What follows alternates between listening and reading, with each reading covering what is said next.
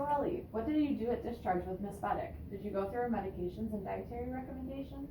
I don't quite remember that part. All I know is that I was really busy that day. I gave her the packet and she didn't say she had any questions. I had to go take care of my other patient across the hall, and when I went back to check again to see if she had questions, she was gone. Hey guys, how's it going? Hey. Hi Nurse Brooke. We're just talking about why we've seen an increase in readmission among heart failure patients lately.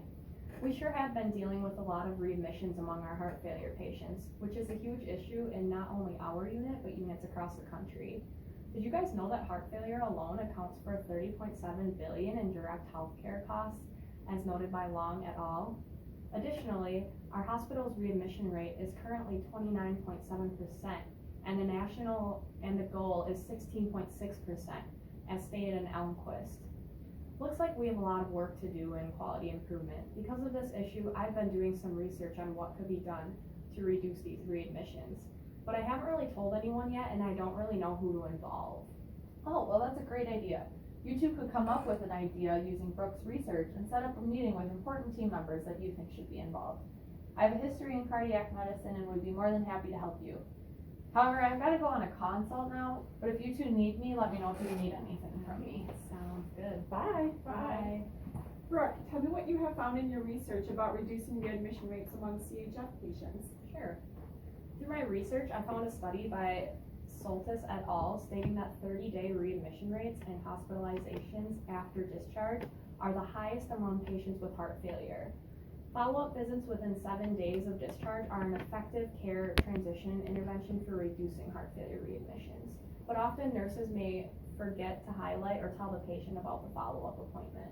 At other times, there isn't even a follow-up appointment made for these patients.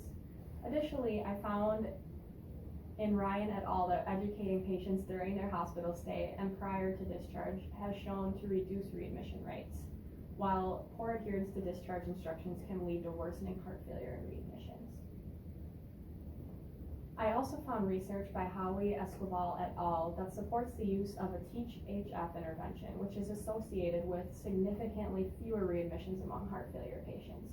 With this intervention, I think that assigning an experienced cardiac nurse to the heart failure nurse coordinator role, or HFNC, or hiring a new nurse into the role would be a great asset in reducing readmission rates among our heart failure patients. I know that many of the nurses on the unit are extremely busy and may not be able to provide the proper education and follow-up with these patients need in order to adhere to their medication regimens and dietary guidelines, which is where the HFNC would come into play. That's an awesome idea, Brooke, but what does Teach-HF stand for? Teach-HF stands for Teaching and Patient Education, prompt follow-up appointments within 7 days of discharge, consultation for additional services, and home follow-up telephone calls within 7 days of discharge. Most of these interventions will be performed by the HFNC that will potentially be hired onto the unit if this intervention is approved by the hospital policy committee. Oh, I get it now. All these medical abbreviations, sometimes it's hard to keep track. Anyways, I can help research some additional information on reducing readmission rates, including the cost effectiveness of these interventions, and then we should present this idea to the hospital policy committee, like Dr. Kelly said. But first, who else should we get involved? Good question. Well, we need to think about who should assume the role of the heart failure nurse coordinator, or the HFNC, or whether someone new should be hired. We also need to involve the case manager on the cardiac unit and Dr. Kelly, because she's the cardiologist, so she definitely needs to hear our ideas before we present them to the hospital policy committee.